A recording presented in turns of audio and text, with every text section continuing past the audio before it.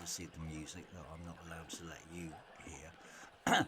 It was actually Carol Emerald, stuck in the middle of nowhere. It was great, great.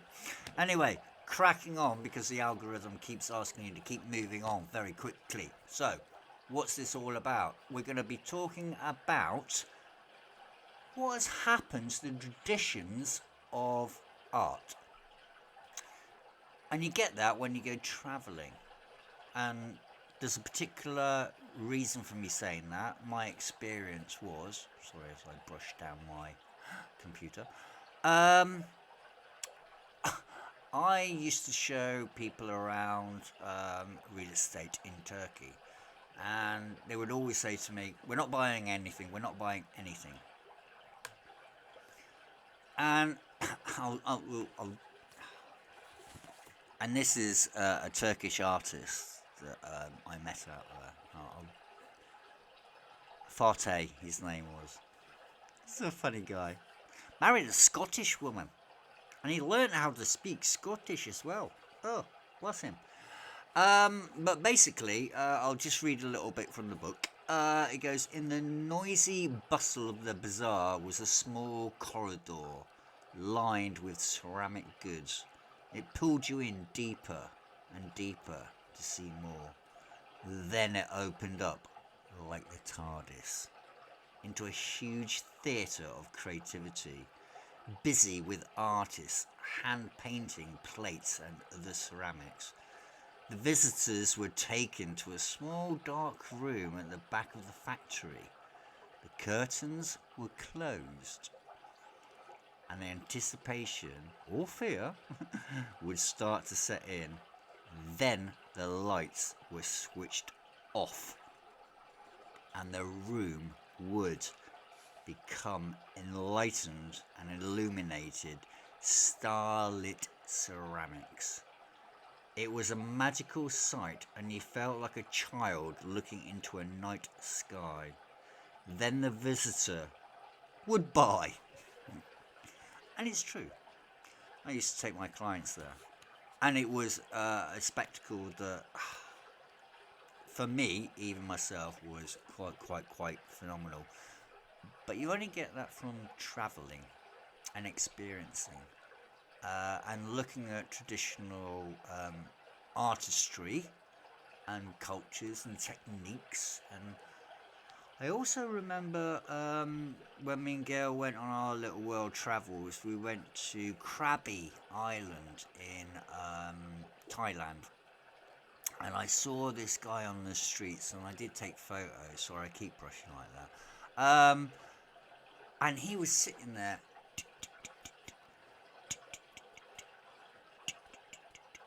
like that on this elephant skin apparently, or this stretched skin hide, making an elephant. Maybe it wasn't the elephant actual skin, that's a bit sick, but it was hide, and he was knocking into it and making this elephant pattern, elephant picture. And so when you shone the light through it, because of the holes, it would illuminate. And I think you could use it as a stencil print or whatever.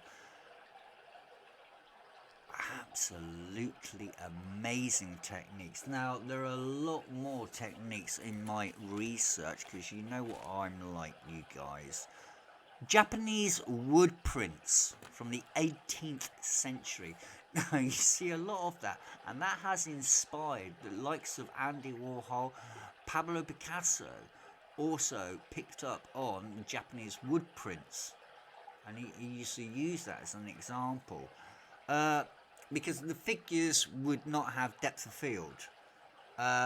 They were filled in full colour, pretty much like a screen print, which is where Andy Warhol probably picked it up from. And bearing in mind, this is 18th century. Toulouse-Lautrec was very much into that kind of thing. The actual creator, what's his name? Here we go. Katsushika Hokusei, the Great Wave of Kanaganwa. which is the blue one with the wave coming in, and in the very background you see Mount Fuji, which is about to erupt. And yeah, a great feature. So all these art traditions and techniques do spread out, and they influence, and that's very important. And to get that, you get that by travel. And a lot of the artists, Toulouse-Lautrec, Turner, Monet, Matisse, Pablo Picasso, they all moved. And sometimes the influence they would get would be by the environment, the lighting, the structure of that place. And that's why Journey, come on, you're not stupid, you. Come on, guys. Journey of a Confused Artist. What does it say in the title? There's only 3 major ingredients there. Journey, confused, and artist. And in between that is travel. And like I've just said, let me get out there and investigate more. I mean, you're intelligent people. Egyptian art. I could even go into that. Aboriginal. Did you know Aboriginal art, you kind of think of it as little dots, and that's dreams. It's not just that, because Aboriginal people do not have an actual verbal language. They have a visual language, which was transpired in the Aboriginal art. And the other reason they did that was not to put pretty pictures and dots about what they dreamt about after they got drunk underneath a fucking tree. Sorry for swearing there. But it was a language message system that the white man would not understand. A bit like Morse code. So Aboriginal art is a language. Like also graphic design we have in airports and everything, it's a visual language. And there are so many traditions and techniques of this.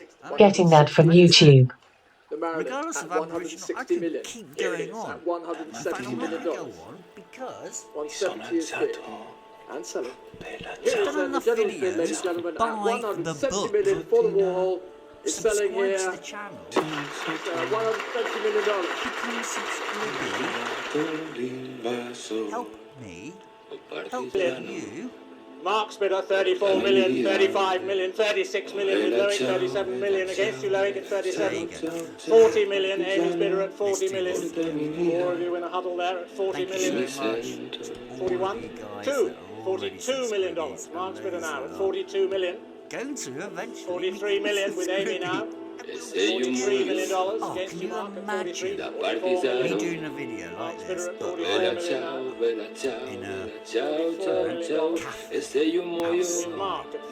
batteries of Venice, sitting there having, I don't know, expensive stuff, just a bruschetta, 46 million. 46 million.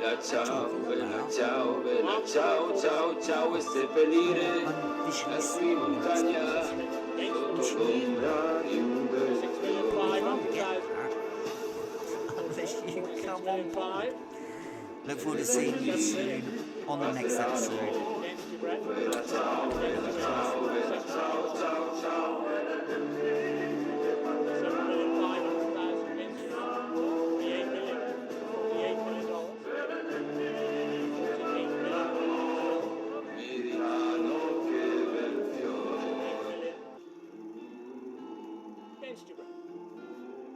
$48,500,000, $49 million, $49 million.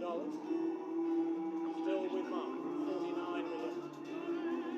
$49,500,000 against you, Mark. 50 million, Yussi's bidder, he got there first, and 50 million ahead of you. 51 million, Mark's bidder. 51 million now.